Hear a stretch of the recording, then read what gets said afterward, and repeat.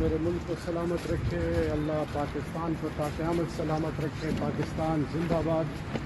और जो नसीब में आए वो होगा इंशाअल्लाह। अल्लाह से राज़ी, अल्लाह हमसे राज़ी है। इमरान खान की गिरफ्तारी का सुन के आपको कैसा महसूस हुआ था पहले टाइम?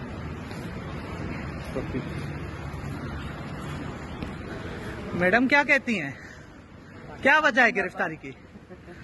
MPO क्या आपने वैसा क्या जुर्म किया है? उनको पता हो गया, पता चलेगा ना।